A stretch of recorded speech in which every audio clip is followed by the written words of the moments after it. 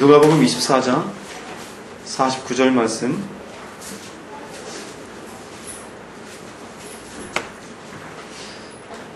한 목소리로 합독하시겠습니다. 볼지어다 내가 내 아버지께서 약속하신 것을 너에게 보내리니 너희는 위로부터 능력으로 입혀질 때까지 이 성에 머물라 하시니라. 아멘. 위로부터 능력으로 입혀질 때까지 이 성에 머물라 하시니라. 예수님께서 십자가 지시고 사흘 만에 부활하신 후에 이제 제자들을 남겨놓고 떠나가시기 전에 제자들에게 부탁한 말이었습니다. 너희들이 들은 바가 많고 너희가 이제 내가 누구인지도 알고 믿음을 가지고 있지만 위로부터 입혀지는 능력을 입을 때까지 너희는 이 성에 머물고 있어라.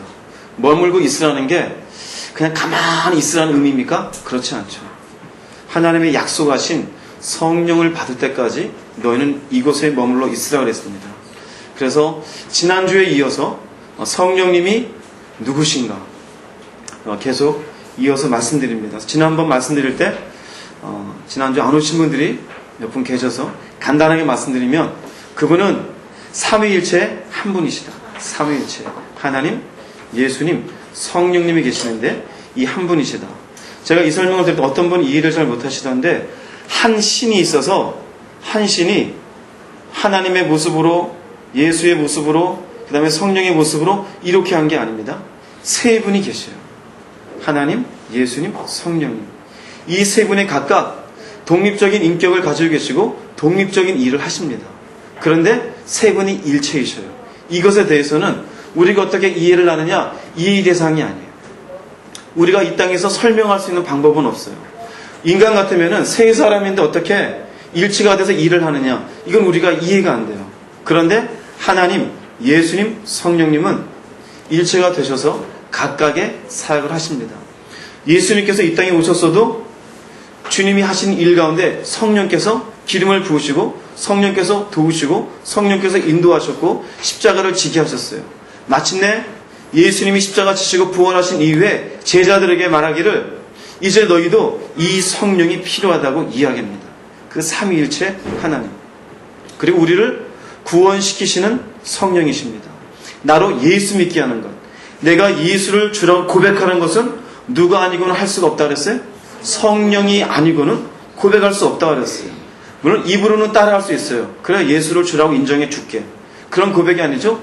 마음으로 믿어서 입으로 고백하는 것. 그것은 성령의 감동하심이 아니고는 예수님이 내 죄를 위해서 십자가 지신 것을 믿습니다. 이 고백은 절대로 할 수가 없습니다. 예수를 믿는다는 그 자체가 결국은 성령의 도우심과 감동과 감화에 의해서 예수를 믿게 되어진 것이에요. 그 다음에 세 번째로 성령은 우리를 어떻게 해요? 성숙시켜 주십니다. 예수 믿은 상태에서 조금씩 발전시켜 주어요. 예수 그리스도를 닮아가는 사람으로 하나님이 원하시는 성품으로 하나님의 기뻐하신 일을 위해서 우리가 살아갈 수 있도록 힘을 주시고 도와주시는 분이 성령이셔요. 그래서 그분은 먼저 무엇의 역사하셔요? 말씀 가운데 진리의 영이셔요. 진리의 영. 예수를 믿고 나면은 말씀이 다르게 보이기 시작합니다. 말씀이 해석이 되어지고 말씀의 의미가 보여지고 그 속에 숨겨져 있는 비밀들이 어느 순간인가 살아있는 말씀처럼 우리에게 다가오게 되어지는 것. 바로 성령께서 진리의 영으로 우리에게 열어주시는 것이에요. 말씀의 저자도 누구이시라 그랬어요? 성령님이시요. 그러므로 성경을 열어주시는 것은 저자이신 성령께서 열어주시는 것이고 그 성령은 누구를 알게 해요? 결국 우리에게 예수님을 알게 합니다. 그리고 그 성령은 우리를 인도하십니다. 하나님의 예비하신 우리 각자에게 예비하신 것이 있어요. 우리의 눈에는 보이지 않아요. 그러나 예비되어 있어요. 보이지 않는 그것을 향해서 성령께서는 우리를 인도하기를 원합니다. 옳은 길로 바른 길로 하나님의 원하시는 곳으로 우리를 인도하십니다. 그래서 인도하시는 성령님. 그리고 세 번째는 우리에게 무엇을 주셔요? 위로를 주셔요. 내가 쓰러져 있을 때, 내가 괴로움 속에 있을 때, 내가 어려운 일을 당하고 있을 때 그분이 오셔서 내 마음 가운데 위로해 주셔요. 사랑하는 딸아, 사랑하는 아들아, 두려워하지 말아라, 염려하지 말아라, 근심하지 말아라. 성경은 그 어디에도 두려워해라, 염려해라, 근심해라 이런 말은 하나도 없어요. 오히려 그러지 말라 그래요. 성령이 우리들에게 그 마음속에 그런 말씀으로 들게 되어지면은 세상의 그 어떤 위로보다도 큰 힘이 생기게 됩니다. 여전히 나를 사랑하시는구나. 주님이 나와 함께 하시는구나. 그 속에서 말하지 못할 힘이 생기게 됩니다. 이 힘을 얻으시기 바랍니다. 그리고 오늘 네 번째입니다. 네 번째는요, 그 성령은 우리를 위해서 기도하여 주십니다. 기도하여 주셔요. 로마서 8장 26절 27절 우리가 잘 아는 구절인데 한번 같이 읽어보겠습니다. 시작. 이와 같이 성령도 우리의 연약함을 도우시나니 우리는 마땅히 기도할 바를 알지 못하나 오직 성령이 말할 수 없는 탄식으로 우리를 위하여 친히 간구하시느니라. 마음을 살피시는 이가 성령의 생각을 아시나니 이는 성령이 하나님의 뜻대로 성도를 위하여 간구하심이니라. 아멘. 우리가 잘 아는 구절이에요. 그런데 여기에 우리의 연약함을 도우시나니 우리가 마땅히 기도할 바를 알지 못한데, 이 말의 의미는 뭐냐면요, 두 가지로 나눌 수 있습니다. 먼저 하나는 내가 신앙이 떨어졌어요. 믿음이 연약해졌어요. 기도하는 법을 모르는 게 아니에요. 기도하는 법을 알아요. 기도해야 되는 줄도 알고 말씀을 읽어야 되는 줄도 알고 예배를 드려야 되는 줄도 알아요. 그런데 어느샌가 내 걸음이 교회에서 멀어졌어요. 말씀이 보이지 않고 말씀 듣는 게 귀찮아졌고 기도하는 시간도 귀찮아졌어요. 그럼에도 불구하고 내가 그런 연약함 속에 있음에도 불구하고 성령은 누구를 위해서 기도해요? 나를 위해서 기도해 주어요. 믿으십니까? 어느 순간에 내가 떨어져 있는 순간에 믿음이 연약해지는 그 순간에도 성령이 기도해 주셔요. 두 번째는요, 여기 연약함은 우리 육신의 연약함을 얘기하는 게 아닙니다. 영적인 연약함이에요. 하나님의 원하시는 기도가 있어요. 하나님이 우리에게 듣기 원하시는 기도의 방향이 있어요. 그 방향을 위해서 내가 기도하면 좋은데 우리는 일상적으로 내게 필요한 것들만을 기도할 때가 있어요. 마땅히 기도할 바를 알지 못하는 것은 하나님이 지금 이 순간 내 삶에 원하시는 기도가 있는데 그 기도는 하지 아니하고 돈 주세요. 먹을 거 주세요. 입을 거 주세요. 사업장 주세요. 집 주세요. 배우자 주세요. 남자 주세요. 여자 주세요. 하나님 봤을 때 지금 그거 기도할 때가 아니다. 이해되시겠습니까? 우리가 믿음이 연약할 때도 기도해 주시지만 내가 기도의 방향을 잡지 못하고 엉뚱한 거 기도할 때도 성령은 기도해. 그 마음이 그것이 바로 27절에 탄식하면서 기도하는 어디를 탄식하느냐? 지금 이거 기도하면 안 된다 탄식하면서 어떻게 기도하시는가 하면은 마음을 살피시는 이가 성령의 생각을 하시나니 이는 성령이 하나님의 뜻대로 성도를 위해서 간구하세요. 성령님은 하나님의 뜻을 알아요 몰라요? 알아요. 그러면 내 인생을 향한 하나님의 뜻을 알아요 몰라요? 그분은 알아요. 그래서 성령은 내가 엉뚱한 기도를 하고 있을 때에도 하나님의 내게 원하신 것을 향해서 기도하고 계셔요. 이해되시겠습니까? 이를테면은요, 내가 유학을 간다. 내가 지금 유학 가고 싶어요. 미국이든 프랑스든 유럽이든 어디든 유학을 가고 싶어요. 그런데 하나님의 뜻은 너는 지금 유학 가지 않고 여기에 남아있는 것이 내 뜻이다. 왜 그렇게 유학을 가고 싶어 하니? 그것 말고는 내가 네 인생을 위해서 준비한 것이 있다. 이게 하나님의 뜻이에요. 근데 내 마음속에는 남들도 어학연수를 하고 유학을 가니까 내가 가야겠다. 유학 보내주세요. 유학 보내서 기도해요. 성령은 어느 쪽을 놓고 기도해 놓을까요? 안 가는 쪽으로 기도해요. 나는 주여 미국 가게 해주세요. 공부하게 해주세요. 유럽으로 공부하게 해주세요. 유학의 길을 열어주세요 하는데 성령은 어떻게 해요? 제발 이 사람이 유학 가면 안 됩니다. 하나님이 이 땅에서 하실 일 있지 않습니까? 유학의 길을 막는 기도를 해요. 할렐루야. 깨닫는 기가 있기를 바랍니다. 이게 그 말씀이에요. 그 말씀이에요. 성령이 왜 그렇게 기도합니까? 하나님의 예비하심이 있다고 그랬잖아요. 우리가 말의 쓴물에서 그 쓴물 넣고 고통당하고 있는 백성들이 엘림에 있는 좋은 그 70종려 나무가 있는 그 오아시스 같은 그 땅을 지금 알고 있어요? 모르고 있어요? 모르고 있어요. 그런데 하나님 이미 준비해 놓고 있었어요. 만약에 이스라엘 백성들이 이 쓴물 때문에 더 이상 갈 수가 없으니 애굽으로 갑시다. 도망쳐 갔으면 끝나는 거예요. 성경에 기록되지 않아요. 그런데 얼마 지나지 않아서 오아시스를 만나게 되어져요. 무슨 의미냐면요. 우리가 기도를 하되 사실은 하나님의 뜻이 내 인생 가운데 이루어지기를 그분도 원하십니다. 우리 각자에게 하나님이 원하시는 인생이 있고 그분의 계획이 있으며 그분이 우리 인생을 통해 받으시기 원하시는 영광이 있는 줄 믿으시기 바랍니다. 그런데 우리의 욕심이 앞서 있어요. 내 삶의 부족함이 앞서 있어요. 내가 당장 하고 싶은 것들이 가려져 있어요. 그때 도와주시는 분이 성령님이죠. 성령님이 나를 위해서 기도해 주세요. 그러므로 여러분들이 어느 한 곳 놓고 기도할 때 땡깡 부리는 기도가 좋으냐? 우리 흔히 그럽니다. 하나님 앞에 무조건 땡깡 부리면 이루어진다. 아니요, 그렇지 않아요. 땡깡 부리는 게 다가 아닙니다. 내가 지금 주 앞에 드린 이 기도가 하나님의 원하시는 기도인지를 볼 수 있는 눈이 있기를 바랍니다.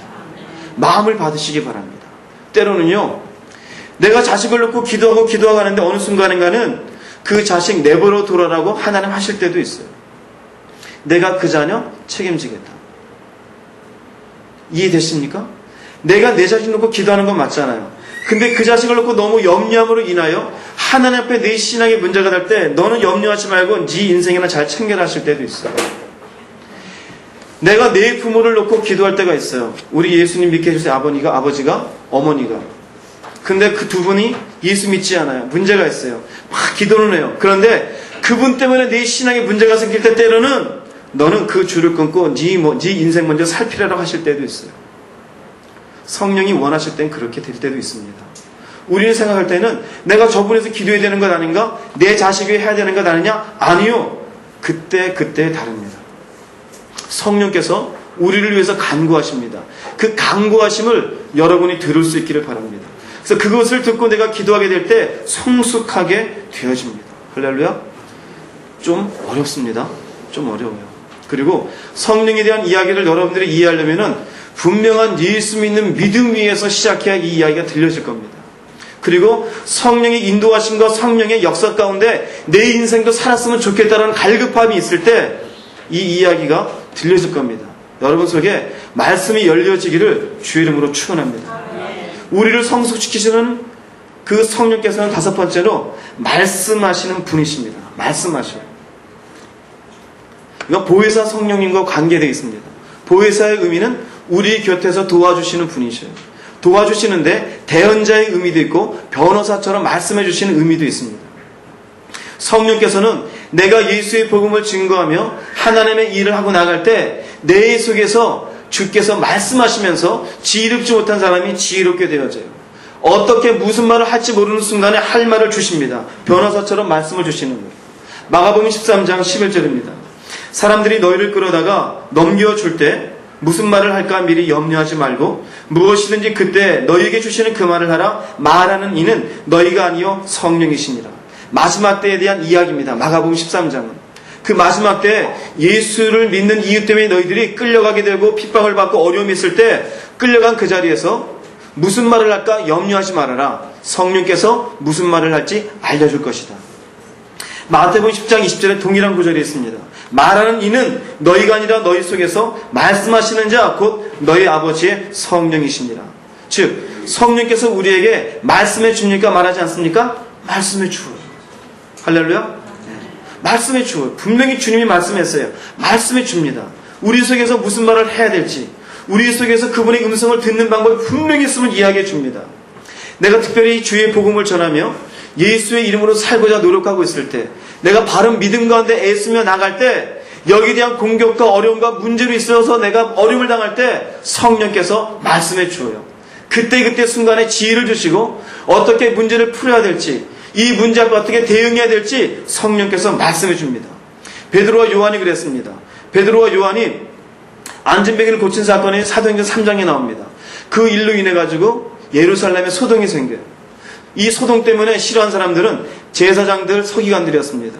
예수 죽인 지가 얼마 안 돼 또 이것들이 이런 소동을 일으키는가. 그래서 베드로하고 요한을 잡아들여요. 그럼 잡아들인 요한에게 위협을 합니다. 너희는 예수에 대해서 말하지도 말아라. 도대체 왜 이 일들을 너희가 말하고 돌아다니느냐. 그런데 이 사도행전 4장 13절 보면요 이런 구절이 있습니다.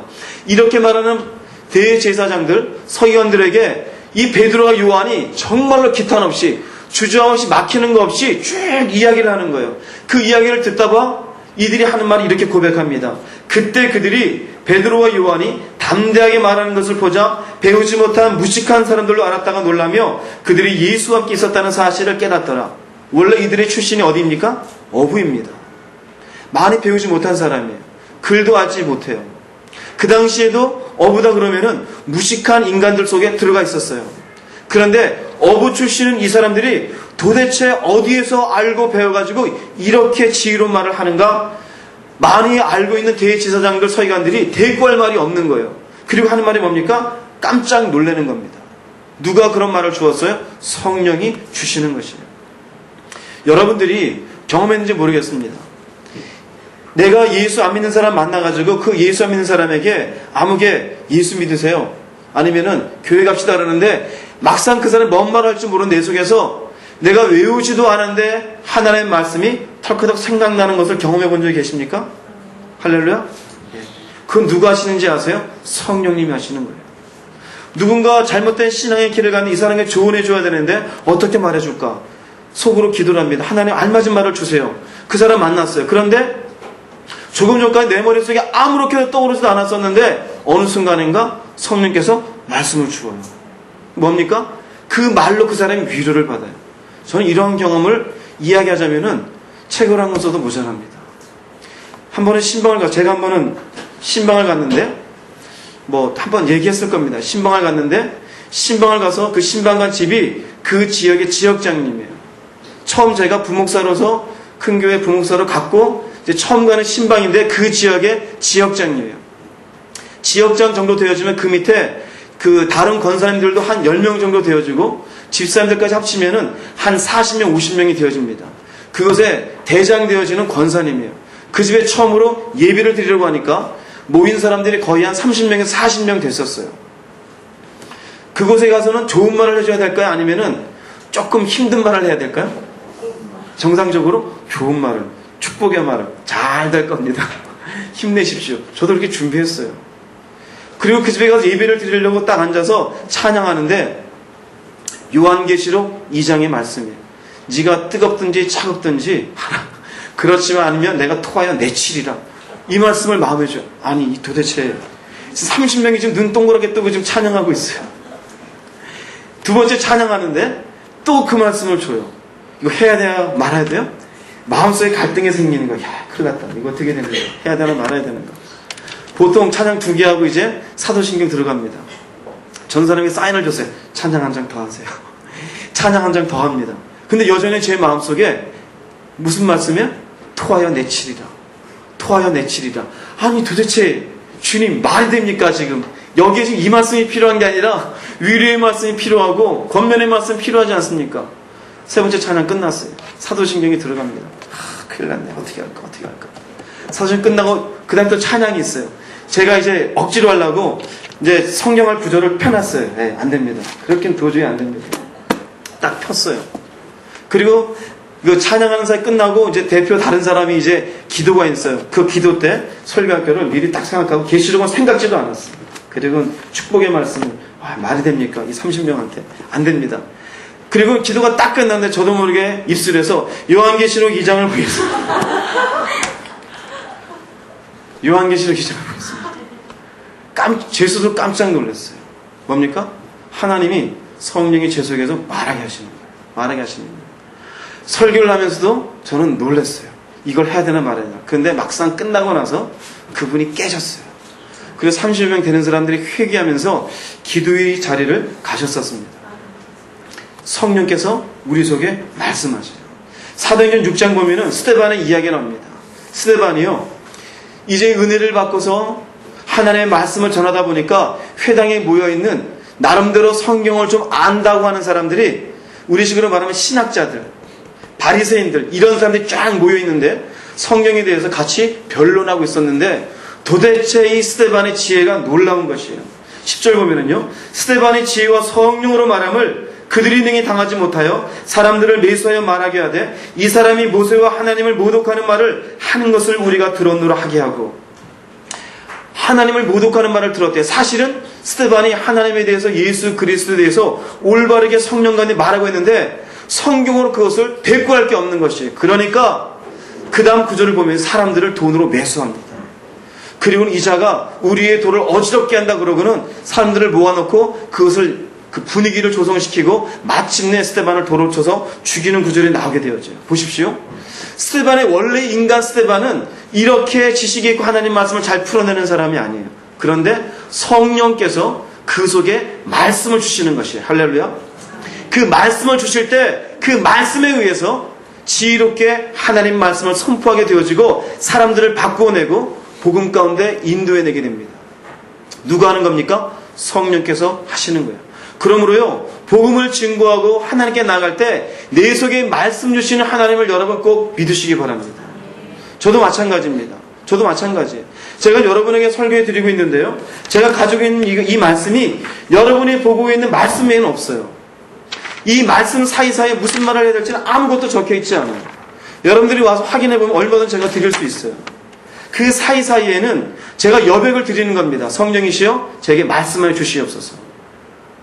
제가 이 말씀을 준비하면서 내가 신방할 때 요한계시록에 있었던 그 이야기를 해야겠지. 아니요. 오늘 이 시간 10분 전까지 저는 생각지도 않고 있었어요. 근데 성령이 제 안에 말씀해 주시는 것이에요. 그러니까 어떤 분은 그러겠죠. 웃기고 있네. 짜지 않고 어떻게 가능하겠어. 아니요. 짠 거 하나도 없습니다. 성령께서 말씀해 주고 성령께서 말씀해 주신 대로 할 뿐입니다. 저희가 수요일날 금요일날 성령 공부합니다. 성령 공부할 때에도 그 내용은 똑같아요. 말씀밖에 없어요.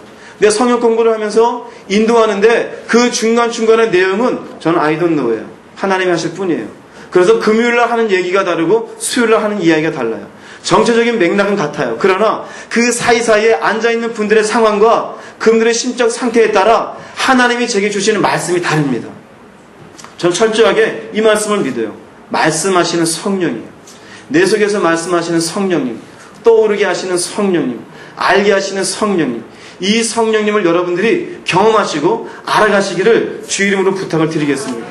이것을 믿지 못하면 어떻게 하겠어요? 보통 사람은 일일이 다 써야 됩니다. 일일이 다 씁니다. 저도 예전에 설교하려고 하면요, 설교 원고를 15장, 16장까지 다 썼어요. 심지어는 그 속에 어떤 사람들에게 어떻게 웃음을 유발시킬 것인가 그것까지 썼어요. 여기서는 할렐루야, 여기서는 아멘, 까, 다, 니다, 다 썼어요. 처음에까지. 그래서 제 원고를, 예전 거 원고를 보면은요, 이거는 완전히 소설책에 그냥 그대로 쫙 있어요. 그거 보고 그대로 하는 것이에요. 예전에 설교 준비할 때 집사람이 설교 원고 보고 깜짝 놀란 적이 있어요. 도대체 여기는 뭐하고 까다, 완전히 연극할 때 그 대본을 만드는 것처럼 그 절차가 다 있었어요. 가로치고 여기는 뭐하고, 이 사람들은 어떻게 하고. 정신이 나갔죠, 제가. 그렇게 설교하는 게 맞겠습니까? 옳지 않습니다. 그저 말씀밖에 없습니다. 그리고는 하나님이 제게 주시는 말씀으로 여러분에게 그냥 전해드리고 싶어요. 잘했느냐 못했느냐 반응 보고 싶지 않아요. 그냥 하나님이 이 시간에 주신 말씀에 의해서 단 한 분이라도 그 말씀에 의해서 도전을 받으시고 하나님을 알아가는 시간이 되어진다면 it's okay. 저는 다 했다고 생각합니다. 무엇을 말씀드리려고 하냐면은 저를 자랑하려는 게 아니에요. 말씀하시는 성령님이 우리를 성숙시키고 이 자리를 통해서 하나님이 하신다는 것을 알려드리고 싶을 뿐입니다. 여러분의 인생 가운데도 마찬가지입니다. 성령은 우리 속에서 말씀하시고 그 말씀을 통해서 우리에게 변호를 하시고 대언하시고 할 말을 생각하게 하시고 그 말을 통해서 하나님의 사람으로 만들어가며 또 나를 통해서 또 다른 사람에게 영향을 미치는 인생으로 만들어줌을 믿으시기 바랍니다. 그래서 성령께서는 우리를 성숙시키시는 하나님이십니다. 우리를 성숙시켜요. 말씀하시고 우리를 위해 기도해 주시고 인도해 주시고 그리고 진리를 깨닫게 하시고 그리고 우리를 통해서 위로해 주심을 통해서 우리를 성숙시키십니다. 그렇기 때문에 주님께서는 제자들에게 뭐라 그럽니까? 이 성령을 받을 때까지 기다려라. 할렐루야. 이 성령을 받을 때까지 기다려라. 하늘로부터 내려오는 그 능력을 받을 때까지 너희들은 기다리라고 말합니다. 그래서 성령을 우리는 뭐라고 흔히 표현합니까? 받으라고 표현해요.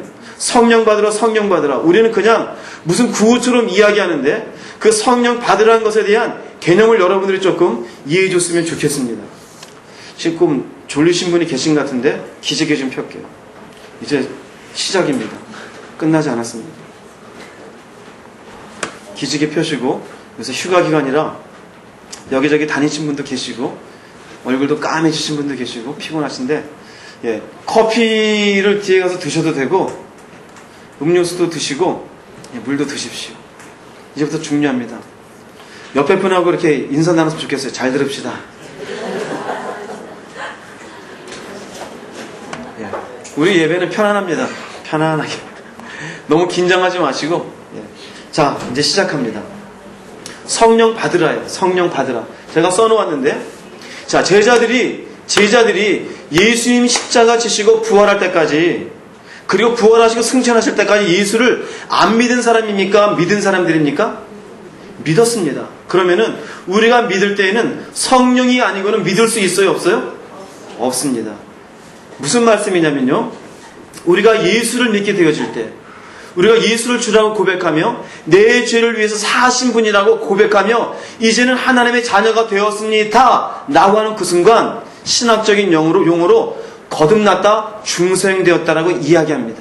중생, 외우실 필요는 없어요. 거듭났다, 하나님의 자녀가 되었다. 그런데 하나님의 자녀가 되는 그 순간 성령님이 내주하십니다. 그 순간 우리 속에 있는 죄는 사라지고 성령님이 우리 안에 내주하시며 우리 가운데 거하시고, 조금 전에 말씀드린 것처럼 우리를 성숙시키기 위한 성령의 역사는 지속적으로 이어집니다. 그게 중생이에요. 그런데 두 번째로 예수님이 승천하시면서 또 뭐라 그래요? 성령을 받으라 그래요. 중생의 의미는요, 요한복음 3장에 보면은 니고데모가 찾아와서 거듭남에 대해서 주님과 이야기하는데 주님이 핵심적인 이야기를 합니다. 바람이 어디서 와서 어디로 가는지 알지 못하는 것처럼 성령으로 난 사람은 다 이와 같으니라. 언제 예수 믿게 되어졌는지 정확한 날짜 모를 수도 있어요. 그런데 내가 지금 믿어요. 내가 마음속에 뭐 분명한 것 같지는 않지만 그래도 천국에 대한 확신이 있어요. 말씀을 보면 그래도 말씀에 대한 깨달음이 있고, 그리고 의심이 없어요. 이분은 틀림없이 성령과 함께 하시는 분이 맞습니다. 그리고 성령이 그 인생을 돕고 있어요. 그런데 그 다음에 다시 성령을 받으라 그래요. 이것은요, 보세요, 중생 후 2차 체험입니다. 예수 믿게 되었어요. 성령 계십니다. 그런데 내가 중생된 후에 다시 성령을 받음으로 말미암아 내 성숙을 위해서 지속적으로 나라는 사람이 하나님의 사람이 되어지는데 보다 더 빠르게 변화되어지고, 보다 더 빠르게 죄의 모습을 집어던지고, 보다 더 하나님의 형상을 닮아가는 인생이 되기 위해서, 그리고 능력 있는 복음 증거를 위해서 성령을 받는 것이에요. 이것을 성령 세례라고도 하고 성령 충만이라고 합니다. 여기 신학적으로 여러 가지 의견이 있어요. 저기 개혁주의 계통, 우리가 흔히 말하는 장로교 계통, 침례교 계통은요, 성령 세례를 중생과 같이 봅니다. 그래서 예수 믿는 그때 이미 성령 세례를 받았고, 사도행전에 나오는 성령 받고 은사를 받고 방언하고 병 고치고 이런 것들은 초대교회 때만 있었다. 그 뒤에는 우리 안에 내주하신 성령 안에서 성화만 이루어가면 된다라고 이야기합니다. 그런데 오순절 계통, 성결교, 감리교, 순복음 계통에서는요, 아니다. 그때 중생 받을 때 성령 받은 건 맞지만 그 다음에 다시 한번 성령의 세례를 받아야 된다. 능력을 받아야 된다. 성령 충만에 지속이 있어야 된다고 이야기합니다. 우리가 처음 예수 믿을 때 같이 받을 수도 있어요. 성령 예수님 처음 고백할 때 그 순간에 성령 세례도 같이 받고 성령 충만하여 여러 가지 각종 은사도 나타나고 예수 믿는 처음 순간에 그럴 수도 있어요. 그러나 두 사이가 텀이 있을 수도 있어요. 예수님 믿고 어느 정도 시간 지난 뒤에 제자들처럼 하나님께 기도하여 성령을 받는 시기도 있습니다. 이해되시겠습니까? 그러므로 신학적으로 이게 성령 세례다, 같이 했다, 아니었다, 이게 중요한 게 아니에요. 저도 어느 쪽을 편들고 싶은 게 아니에요. 그러나 성령이 본다라면은 예수님도 말씀하시잖아요. 성령을 받으라 그랬어요. 나는 가는데 보혜사 성령이 올 것이다. 그리고 능력을 입을 때까지 너희는 이성에 유하라 그랬어요. 그러면은 이것이 성령 세례인지 뭔지는 모르겠지만은 내가 지금 예수 믿는 건 분명하지만 주님의 말씀 붙잡고 위로부터 입혀진 능력을 입을 때까지 나도 역시 다시 한번 성령의 체험을 위해서 하나님께 나가는 것이 성경적임을 믿으시기 바랍니다. 저는 그것을 믿습니다. 사도행전 8장 14절 이후에 보면은 사마리아 지역에 복음이 들어가요. 사마리아 땅은요, 절대 유대인들이 발도 딛지 않는 땅입니다. 예전에 바벨론으로 포로가 되어 갔을 때 사마리아 사람들이 포로로 되어져서 그곳에서 이방 사람들과 결혼해서 낳게 되어진 그 잡족인이 이 사마리아 사람들이에요.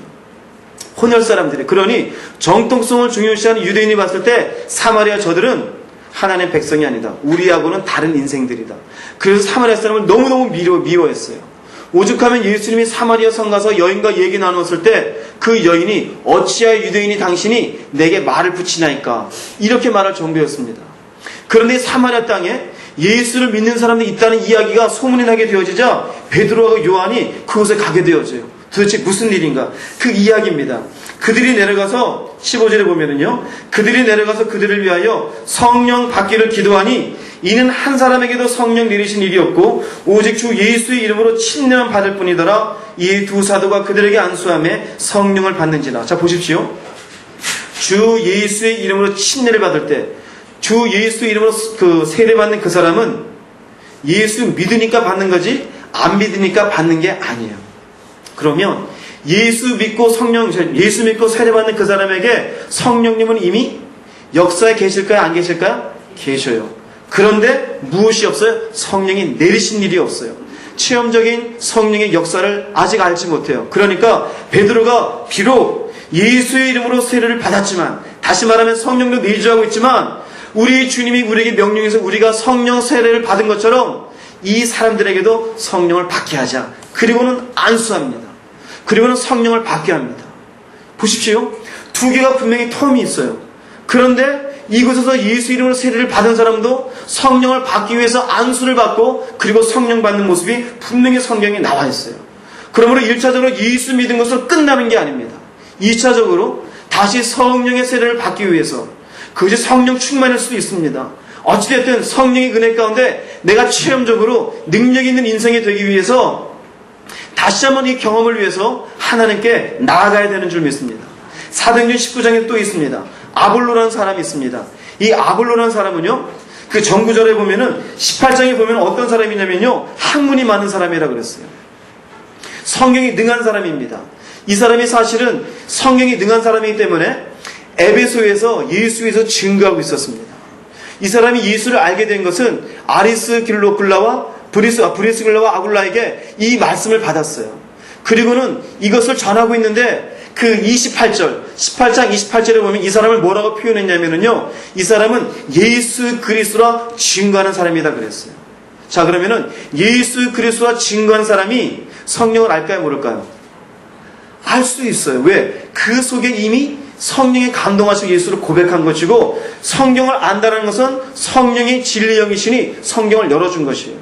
이 사람이 이 아볼로가 그 에베소에 와서 사람들을 가르치고 교인들을 만들어 놨어요. 그러면 교인들을 만들어 놨다는 것은 예수를 믿는 사람일까요? 안 믿는 사람일까요? 믿는 사람이에요. 그런데 이곳에 바울이 와서 보았더니 성령을 받은 일이 없는 것입니다. 보십시오.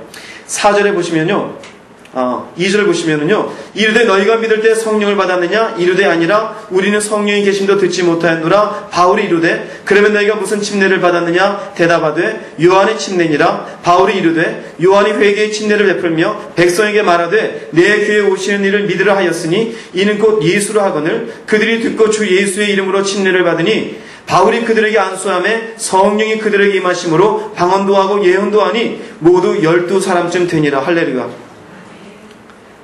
이곳에 와서 안수를 했더니 성령이 임했어요. 그전에 성령이 임하지 않았습니까? 물론 임했어요. 그런데 그 중생 때 성령이 임하는 것은 비체험적이에요.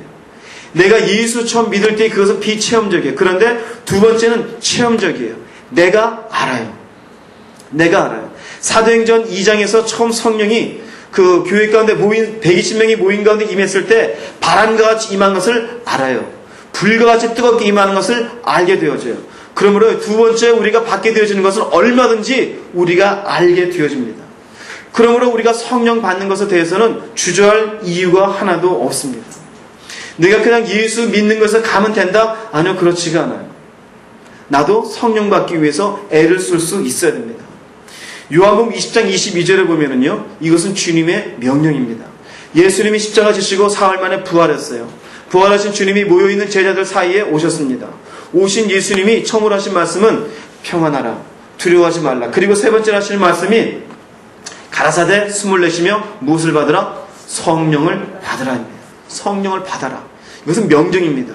다른 말을 하는 게 아니에요. 너희가 성령을 받으라. 그럼 제가 지금 쭉 설명한 것처럼 이들 속에 성령에 의한 예수 믿는 게 없습니까? 여전히 있습니다.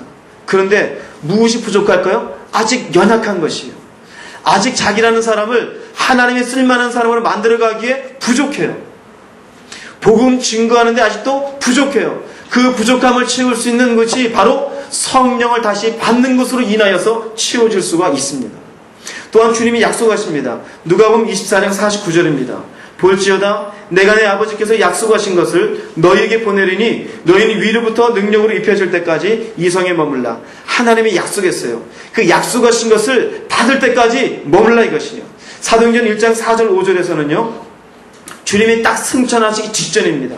승천 직전에 하시는 말씀이 사도와 함께 모이사 그들에게 분부하여 이르시되 예루살렘을 떠나지 말고 내게서 들은 바 아버지께서 약속하신 것을 기다리라. 요한은 물론 침례를 베풀었으나 너희는 몇 날이 못되어 무엇으로 침례를 받으리라? 성령으로 침례를 받으리라. 성령 세례 이른바 성령 세례.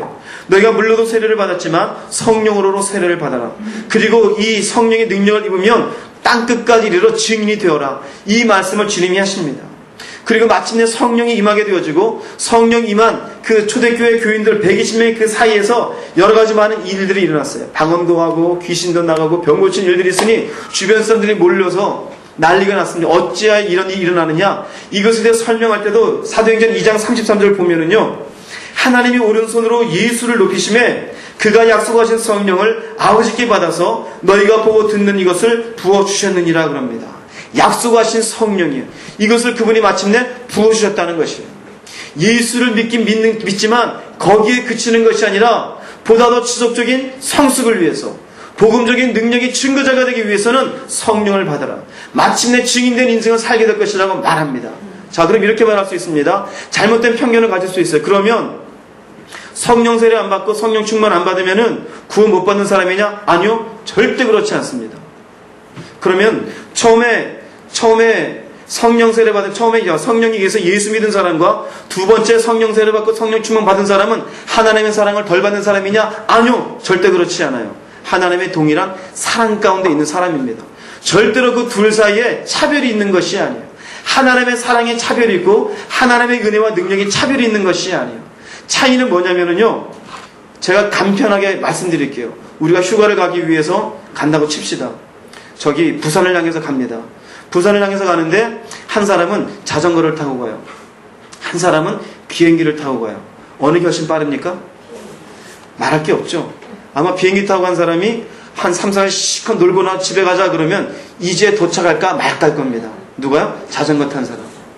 다시 말씀드리면요. 똑같이 천성을 향해서 가요. 하나님의 나라를 향해서 가요. 믿음이 없는 게 아닙니다. 예수님이 나를 위해서 죽으셨고 천국이 있고 그리고 이 땅에 죄 가운데 살면 안 되는 것이고 내가 말씀 가운데 나를 바꾸어내는 것이고 똑같이 가요. 그런데 한 사람은 자전거 탄 사람이요. 한 사람은 비행기 탄 사람의 차이가 있어요. 어떤 의미인지 아세요? 비행기를 탄 사람이 더 특별하고 더 큰 아니요. 그렇지가 않아요.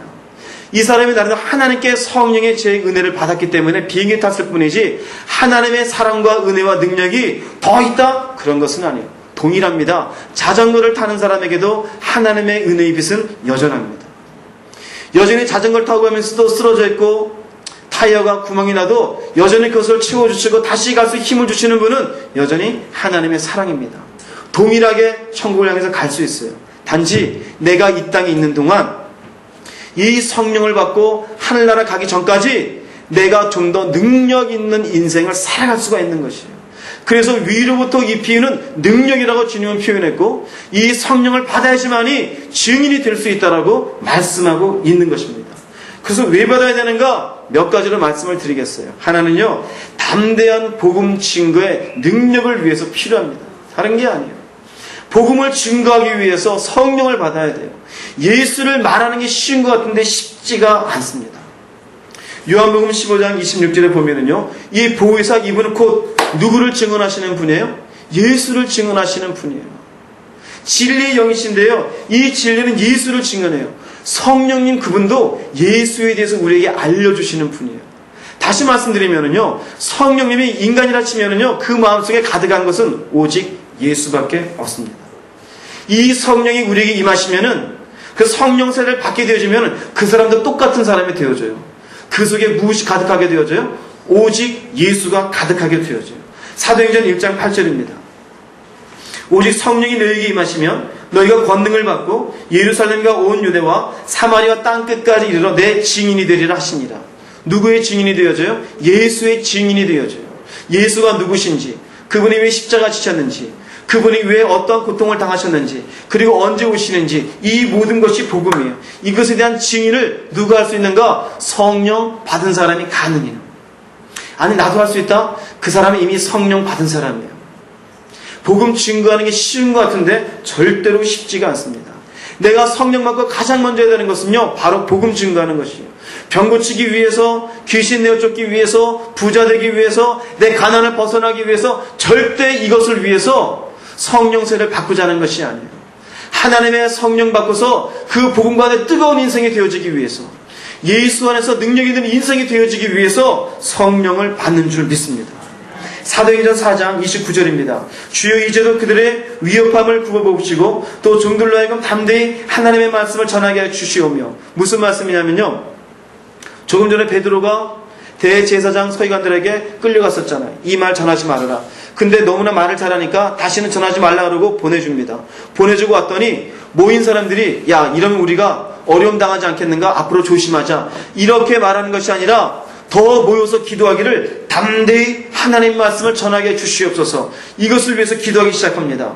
30절에 손을 내밀어 병을 낫게 하옵시고 표적과 기사가 거룩한 종 예수의 이름으로 이루어지게 하옵소서 하더라. 빌기를 다음에 모인 것이 진동하더니 무리가 다 성령이 충만하여 어떻게 하나님의 말씀을 전하니라? 담대히 하나님 말씀을 전하니라입니다. 중요합니다. 그냥 예수 간단하게 믿고서 나 예수 믿어요, 교회 다녀요, 이 사람이 누군가에게 복음 전하는 것하고 성령의 충만함 가운데, 그리고 그 마음 가운데 은혜가 가득하게 전하는 것하고는요, 하늘과 땅만큼 차이가 있습니다. 이를테면은요, 내가 회사에 갔어요. 회사에서 회식 자리가 있는데 담대하게 그 자리에서 나는 예수 믿는 사람입니다, 회식 안 하겠습니다. 그럼 그 위에 있는 과장이 너 임마 지금 온 지 얼마 안 되는 애가 우리끼리 지금 친교해야 되는데 그래가 도대체 우리 회사 사람이 될 수 있겠어? 너 예수 믿는 너 혼자 그럼 튀면 되겠니? 아무개도 예수 믿는데 너 그러면 안 돼. 그런데 그때 담대하게 아니요, 나는 술은 마시지 않겠습니다. 식사를 하러 간다면 가겠습니다. 이 말을 여러분 쉽게 하겠습니까? 쉽게 하지 못해요. 사람들이 많은 지하철 안에 하나님 말씀이 고프다. 말씀을 이렇게 커다란 성경책을 딱 펴고 그리고 딱 핍니다. 시편.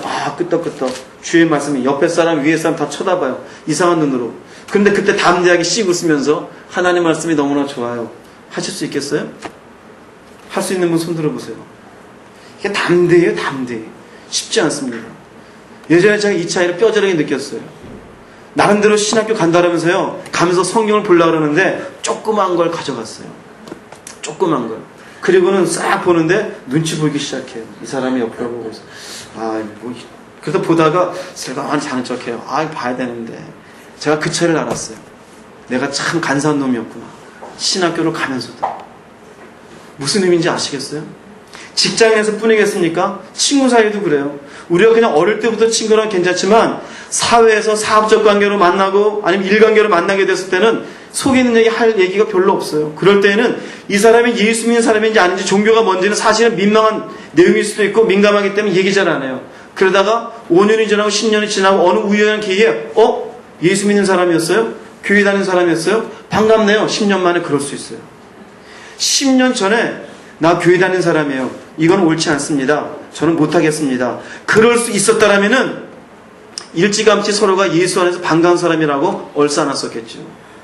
무슨 차이인지 아시겠어요? 서로의 마음속에 나도 예수 믿고 당신도 예수 믿고 서로 믿어요. 하나님 봤을 때는 둘이 서로 자매야, 둘이 서로 형제야. 근데 서로는 자매인지 형제인지 인식도 못해요. 무엇이 없을 때요? 성령의 충만함이 없을 때는 그래요. 근데 충만함이 있을 때는 사람에게 말하고 싶어진다니까요. 예수를 말하고 싶어져요.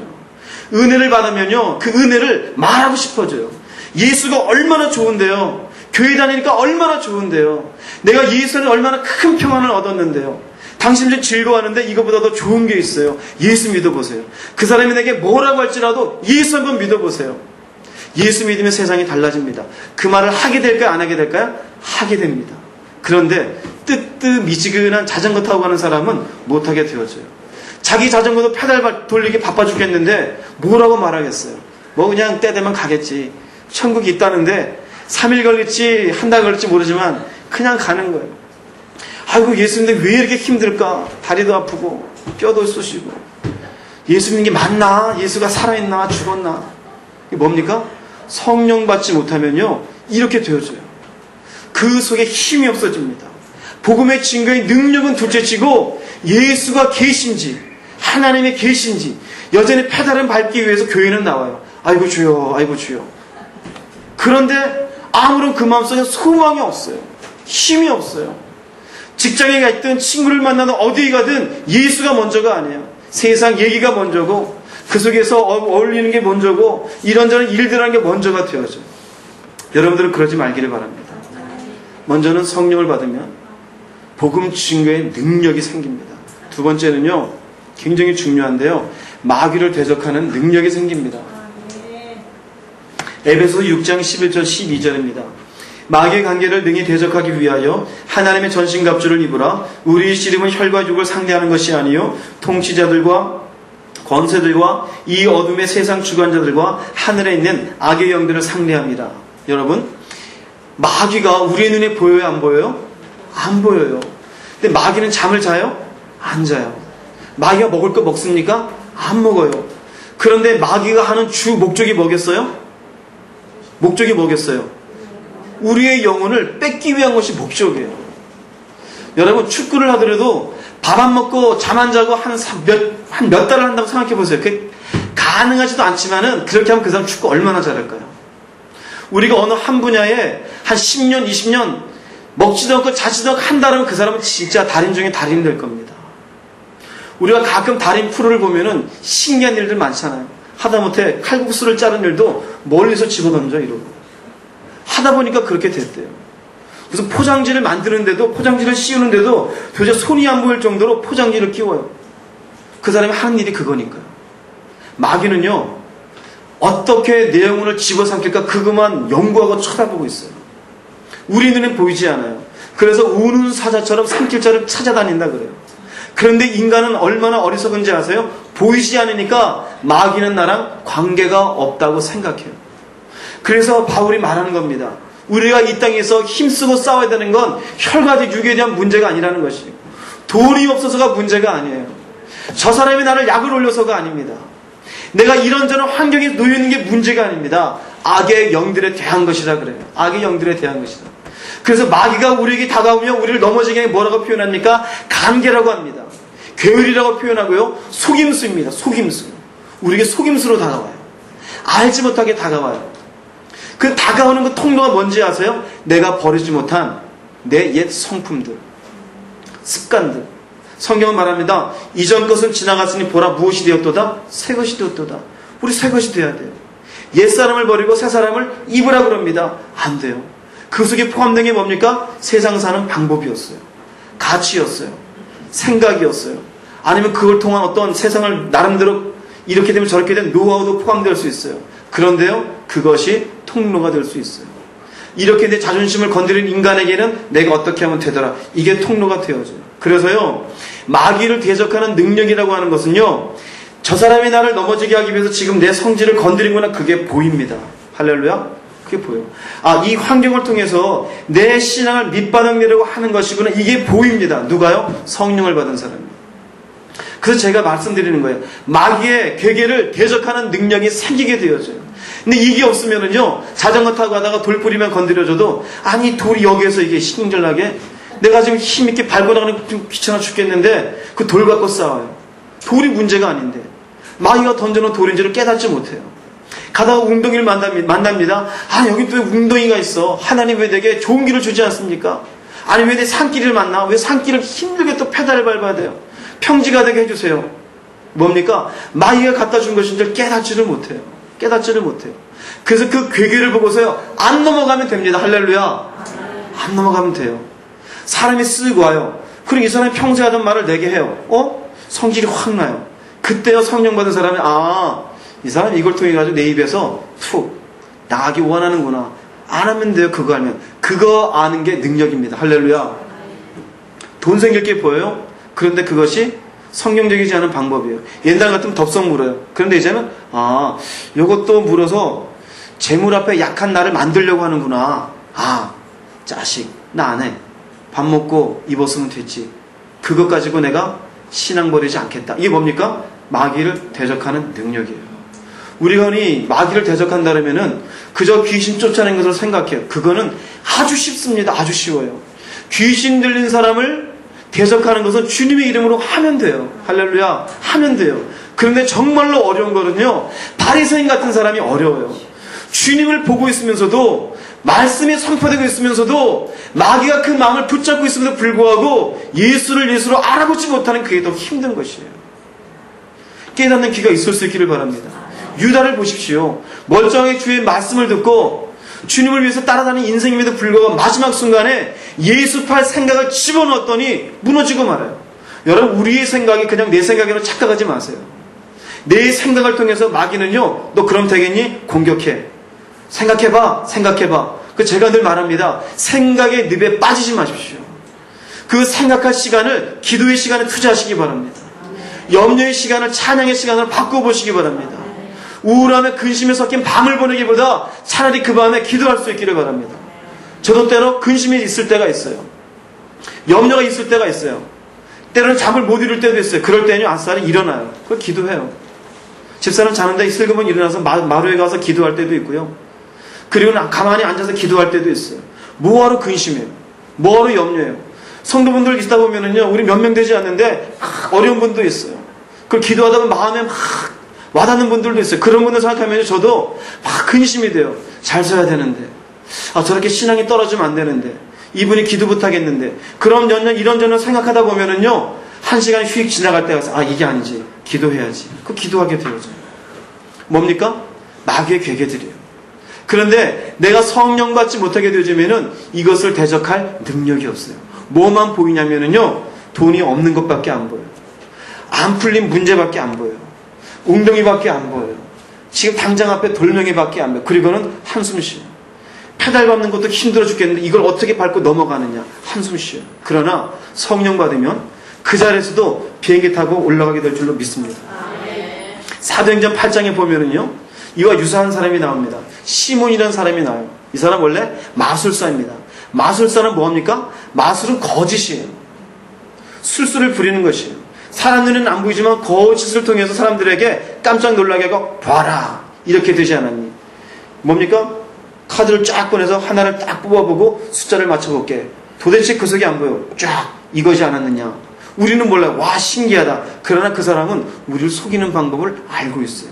그런데 이 시몬이 사마리아 사람인데요, 이 사마리아 지역에 말씀이 선포되기 시작합니다. 근데 그 말씀 속에 빌립이 말씀을 선포하는데, 이 빌립의 말을 듣고, 그렇구나, 예수 믿어야겠다. 예수 믿고 세례까지 받아요. 8장 12절입니다. 빌립이 하나님 나라와 및 예수 그리스도의 이름에 관하여 전도함을 그들이 믿고 남녀가 다 침례를 받으니 시몬도 믿고 침례를 받은 후에 어떤 마음으로 빌립을 따라다녀? 전심으로. 이 사람이 지금 열심히 있어요, 없어요? 열심히요. 전심으로 예수 믿고 충성스러운 빌립의 종이 되었어요. 그리고는 주를 증거한 일에 열심히 따라다니면서 정말로 예수가 우리 위해서 십자가 졌습니다, 예수 믿어서 열심히 따라다니고 있어요. 나타낸 표적과 큰 능력을 보고 깜짝깜짝 놀라요. 자기는 거짓말로 속임서 사람을 했는데 이 빌립은 진짜로 병자를 고쳐내는 거예요. 막 귀신을 쫓아내는 거. 이거는 마술하고 다른 거예요. 공고음이 생각하기 시작합니다. 이야, 이게 어떤 일이 이런 일이 있을 수 있을까? 근데 그 방법을 발견하는데 16절 이유입니다. 이는 아직 한 사람에게도 성령 내리신 일이 없고 오직 주 예수 이름으로 침례만 받을 뿐이더라. 이에 두 사도가 그들에게 안수함에 성령을 받는지라. 베드로와 요한이 그곳에 가서, 조금 전에 나왔던 구절입니다. 베드로와 요한이 그곳에 가서 예수의 이름으로 세례만 받았지 도대체가 성령 받은 게 없어요. 그래서 세례를 안수를 하니까 성령을 받습니다. 이걸 보고서 시몬이 바로 이것이었구나, 깜짝 놀래요. 성령 받음으로 말미암아 귀신이 나가고 병자가 고쳐지고, 이야, 이 깜짝 놀란 표적이 이것 때문이구나. 내 마술과는 비교가 되지 않는다. 자, 보십시오. 이 시몬의 생각 속에 마귀가 집어넣는 게 뭔지 아세요? 이전에 너는 속임수로 일을 했지만 이제 성령을 받으면 너 더 주목받는 인생이 될 거다. 너 성령 받으면 이제 속임수가 아니라 손만 대면 너도 귀신이 나가. 그런 사람들이 너에게 얼마나 박수 쳐주겠니? 시몬이 그 생각을 하니까 마술사보다 더 멋진 마술사 같아요. 기가 막힌 거예요. 이 사람이 지금 예수 안 믿습니까? 예수 믿어요. 예수 믿어요. 세례까지 받았어요. 빌립비에서 인생 바치기를 따라다니는 사람이 지금 전심으로 따라다녔어요. 그런데 마귀가 그 생각 속에 집어넣어요. 그런데 시몬이 깨달아요? 못 깨달아요? 못 깨달아요. 못 깨달아요. 무슨 의미인지 아세요? 우리가 그래요. 예수 믿어요. 교회 나와요. 예수 믿고 나름대로 신앙생활 한다 그래요. 주일날 예배 드리고 모임에 잘 참석해요. 그런데 사는 삶의 방식은 사단이 갖다주는 것으로 그냥 온전히 젖어져 살아가는 방식이 될 수도 있어요. 시몬이 그럽니다. 그리고는 뭐라고 말하는지 아세요? 내가 그 성령 받는 것을 돈 줄게 내게도 주시오. 이르되 19절 보십시오. 이 권능을 내게도 주어 누구든지 내가 안수하는 사람은 성령을 받게 하여 주소서. 무엇을 버리지 못한 거예요? 이전에 마술하던 그 습성을 버리지 못했어요. 마술하는 걸로 인해서 이 마을에서 주목받는 사람이었는데 이거 받고 나면 더 인생이 찬란해질 것 같아요. 이것을 버리지 못해. 사단이 그 마음을 보게 되어집니다. 사단이 그 마음을 보고서 들어와서 이용하고 있습니다. 그리고 20절에 말합니다. 베드로가 이르되 네가 하나님의 선물을 돈 주고 살 줄을 생각하였으니 네 은과 네가 함께 망할지어다. 이 말을 듣고서 21, 22절에 이제 너도 회개하면 혹 삶이 있을지니라 이런 말이 있어요. 그러고 난 뒤에 23절에 베드로가 다시 말합니다. 내가 보니 너는 무엇이 가득해요? 악독이 가득해요. 무엇에 메인바되었어요? 불의에 메인바되었어요. 왜 불의에 매이고 악독이 가득한 인생이 되었을까요? 불과 몇 절 전에 이 사람은 세례받았고 예수 믿고 빌립을 전심으로 따라다닌 사람이었습니다. 무엇이 바뀌지 않았어요? 생각이 바뀌지 않았어요. 마귀의 계계를 대적하여 이길 수 있는 능력이 없었습니다. 시몬이 회개를 합니다. 이르되 나를 위하여 주께 기도해 말한 것이 하나도 내게 임하지 않게 하소서 하니라. 회개를 해요. 그리고는 이제 사함을 받게 되었어요. 무엇 때문에 이렇게 되었을까요? 바뀌지 않은 자기의 사고 가치, 이전의 습성들, 이것이 마귀가 튼튼한 통로가 되었어요. 이해되시겠습니까? 성령 받지 않으면 얼마든지 거기에 넘어지게 되어집니다. 세상의 문화라는 거 하는 것, 모든 문화가 하나님이 기뻐하시는 문화입니까? 아닙니다. 더러운 문화도 있고요, 악한 문화도 있고요, 퇴폐적인 문화도 있고요, 하나님이 정말로 싫어하는 징후스러운 문화도 있습니다. 그런데 그게 세상 사는 방식이 아니냐? 그러고는 그 문화라는 이름 안에 무너져가는 기독교인들, 나름대로는 입으로는 예수 믿는다 그래요. 나름대로는 주일 되면 교회 옵니다. 그런데 그냥 그 속에 빠져넘어가요. 무엇 때문에 그래요? 시몬과 똑같은 것입니다. 시몬과 똑같은 것이에요.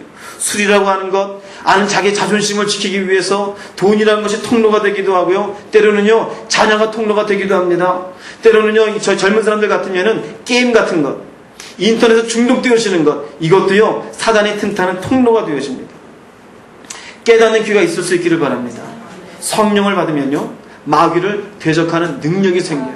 이런 것들이 통로가 되어짐을 알고 내 힘으로는 할 수가 없는데 성령께서 하게 하십니다. 보아라, 너가 지금 술에 지금 빠져있지 않느냐. 보아라, 지금 자존심이 너한테는 굉장한 통로가 되지 않느냐. 자존심 때문에 무너진 사람 많습니다. 누구한테도 꺾이지 않는 자존심 때문에 그 자존심을 해서 성질을 내고 화내고 무너진 사람 많아요. 자녀 문제 때문에. 다른 건 모르는데 자녀라 그러면은 그냥 휙 돌아가는 분들이 있어요. 하나님 절대로 원하지 않습니다.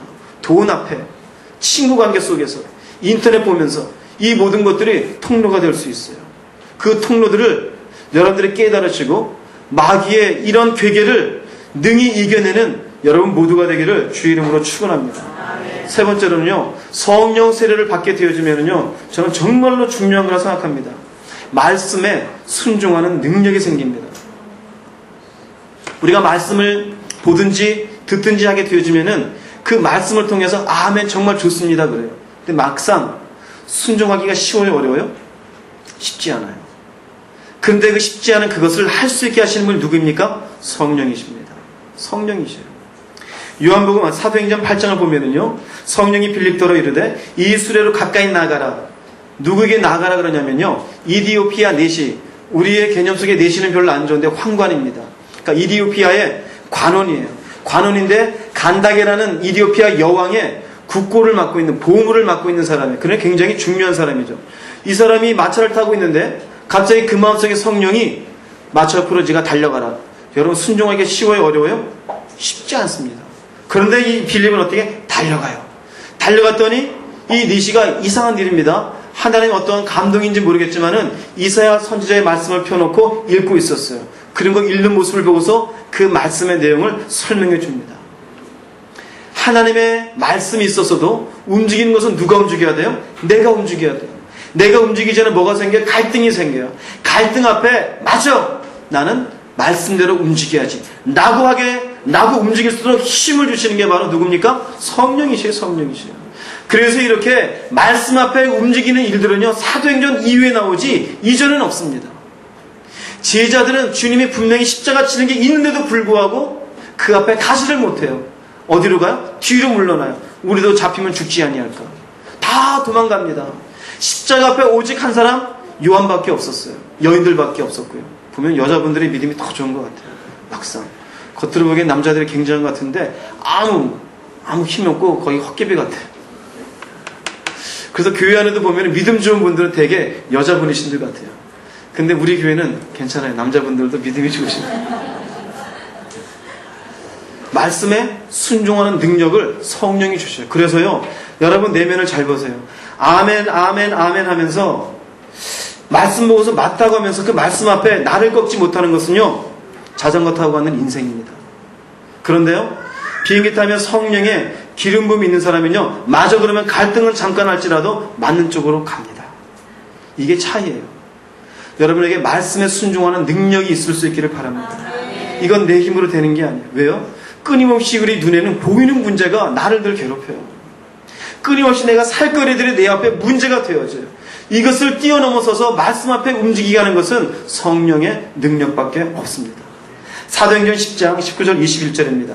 베드로가 그 환상에 대해서 생각할 때, 베드로가 무슨 환상이냐면요, 환상 가운데 보자기에 쌓여있는 그 그릇이 그 쟁반에 쭉 내려오면서 여기에 굽이 갈라져 있는 짐승들, 기는 것들, 파충류들, 새들, 레위기서에서 하나님 먹지 말라고 하는 그런 짐승들이 내려오는데 이것을 먹으라 그럽니다.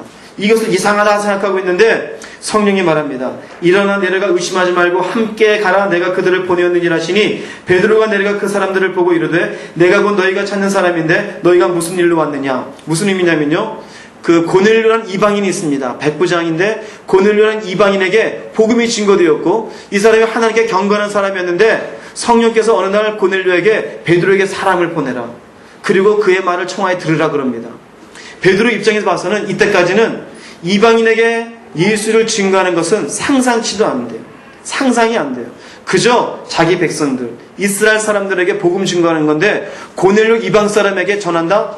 이건 말이 안 돼. 그런데 환상을 통해서 그들에게도 복음을 전해야 된다는 것을 깨닫게 되어지고 성령께서 저들에게 내려가라 그랬대. 내려갔는데 두 사람이 딱 옵니다. 그리고는 그 두 사람을 따라서 그 고넬료가 있는 곳으로 욥바에서 따라가요. 누가 말해주었어요? 성령이 말해주었어요. 성령이 말해주었으니까 말 앞에 그대로 순종하게 되어집니다. 사도행전 13장 1절에서 3절입니다.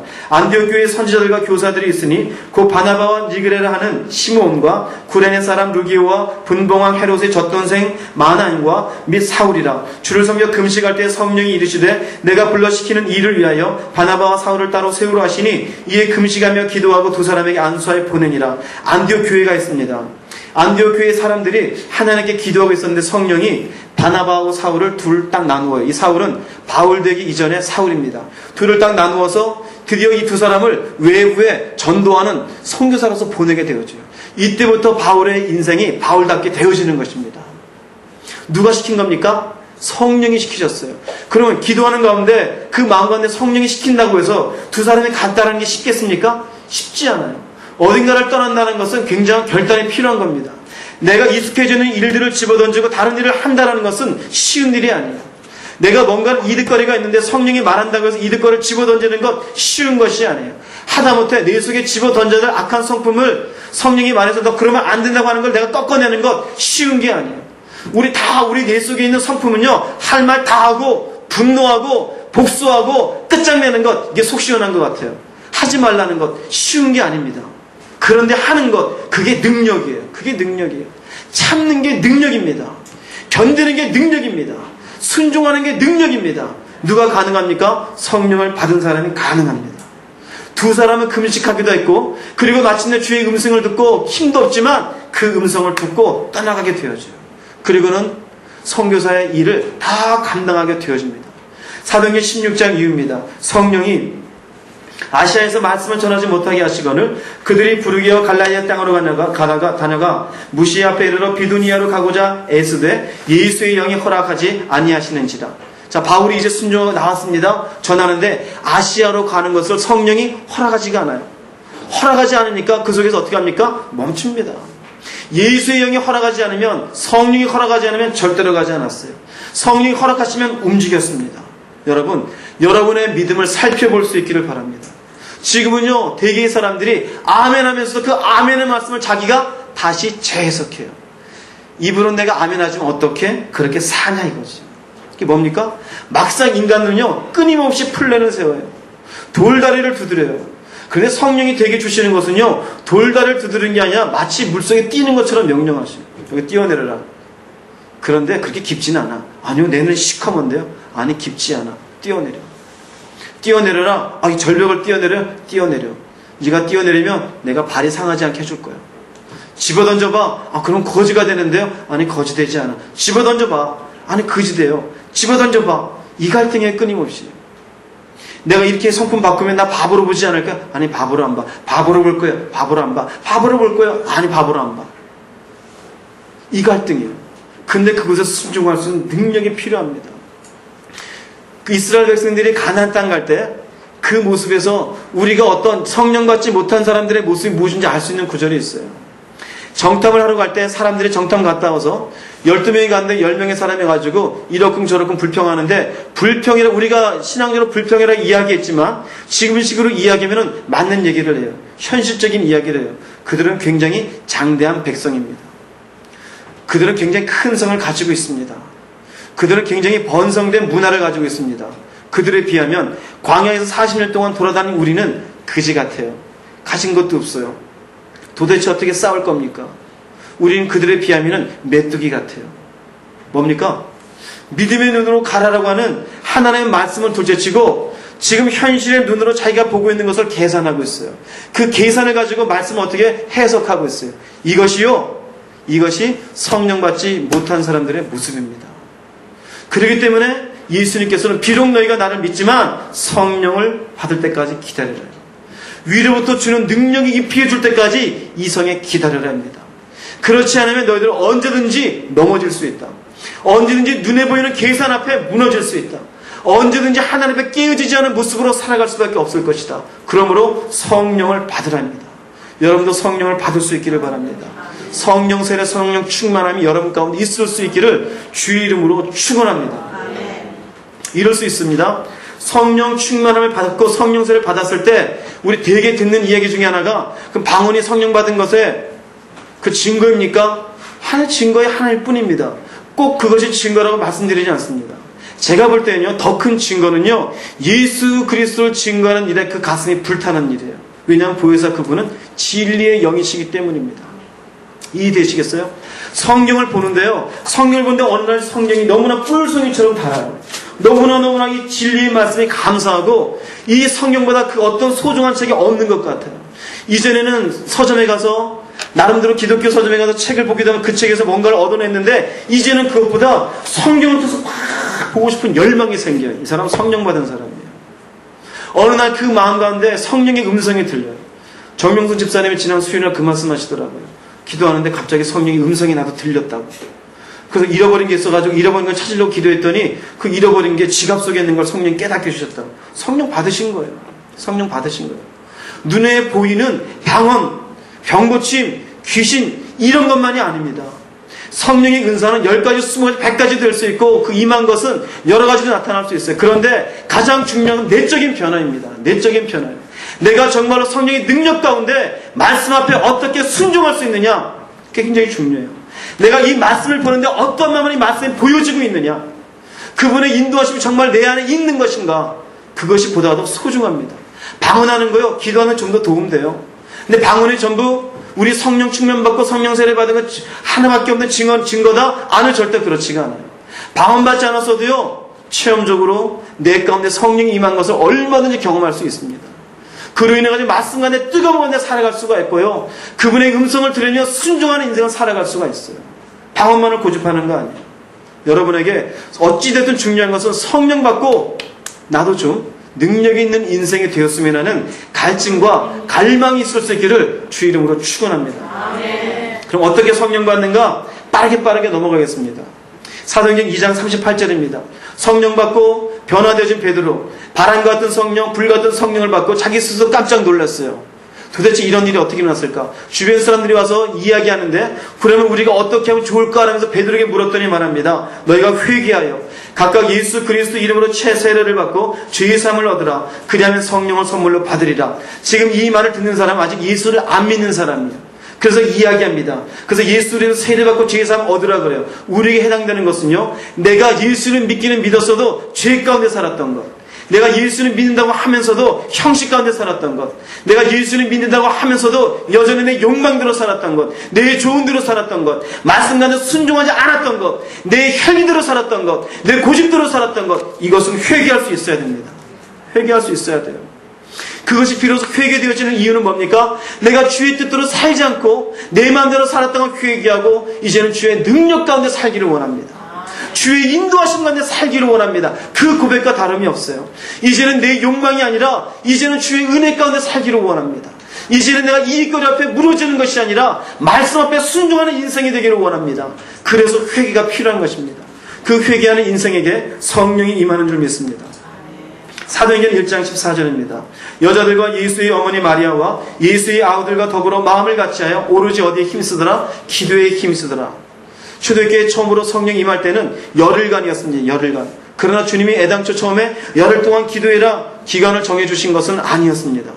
언제 성령이 임할지는 모르지만 이미 예수 믿고 있으니 그 믿는 믿음을 가지고 주님의 말씀을 붙잡고 기도하고 있는 것이에요.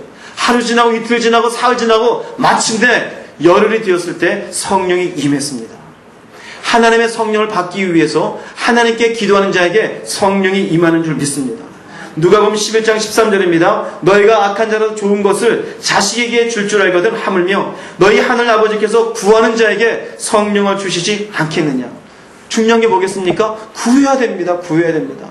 나도 성령 받기를 원합니다. 이를테면은요, 내가 자전거 페달 받고 가고 있어요. 그런데 나보다 늦게 출발한 친구가 비행기 타고 올라가면서 위에서 손을 들고 있어요. 물론 보이지 않겠지만 손은 들고 있어요. 아니 쟤는 어떻게 비행기 탔을까? 그러면 나도 지금이라도 비행기 타고 싶은 마음이 들어야 되는 게 정상 아니겠습니까? 그런데 괜찮아, 힘들더라도 그냥 가지 뭐. 갈 수 있어요. 천국 갈 수 있어요. 말씀 나름대로 은혜 받을 수 있어요. 그런데 다시 반복하지만 지속적인 내 성숙이라는 게 힘이 들어요. 능력 있게 살아가는 게 힘이 들 수밖에 없어요. 눈에 보이는 돌부리 앞에, 눈에 보이는 그 이렇게 험산한 산 앞에 주저앉게 되어지고 실망하게 되어진 게 인생입니다.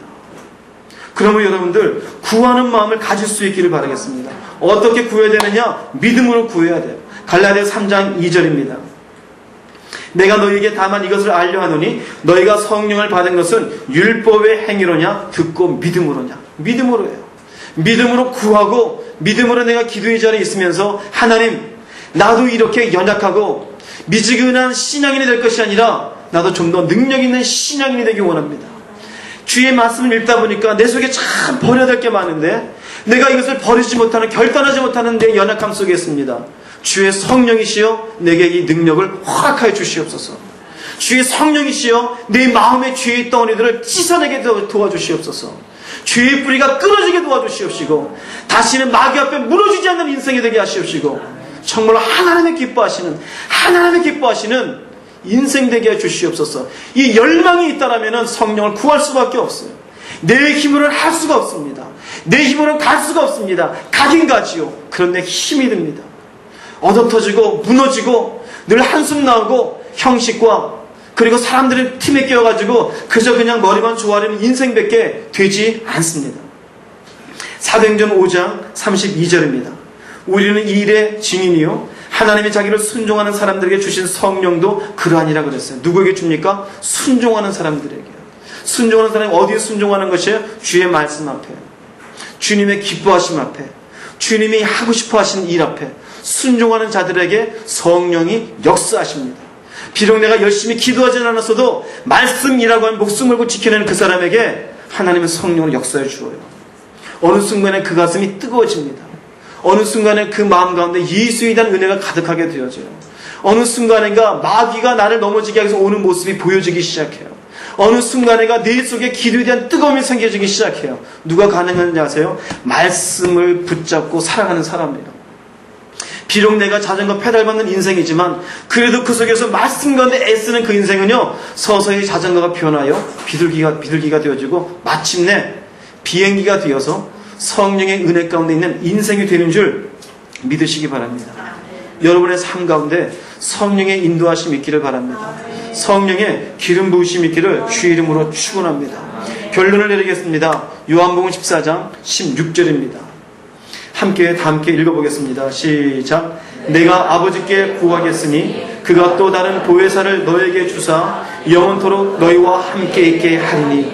예, 영원토록 우리와 함께 하시는 성령이십니다. 지금 내가 예수를 믿고 단순히 있는 상태라도 괜찮아요. 성령이 함께 하십니다. 단지 그 성령의 계심을 믿음을 가지시고 그 성령께 의지하십시오. 힘을 구하십시오. 말씀을 구하십시오. 그래야 마침내 하나님의 기뻐하시는 인생이 될 수 있기를 바랍니다. 성령님은 그냥 눈에 안 보이는 신이라고 해서 단지 나랑 관계없는 분이 아니에요. 예수 믿는 인생이면 그분은 살아계신 하나님이시요, 내 인생 가운데 역사하시는, 나를 도우시기 위해서 계시는, 존재하시는 하나님인 줄로 믿습니다. 성령이 여러분의 삶을 만드시며 여러분의 내면 가운데 힘을 주고 바뀌어야 될 것들 앞에 바뀌는 결단을 주고 마침내 하나님의 기뻐하실 인생 되기를 주의 이름으로 축원합니다. 기도하시겠습니다.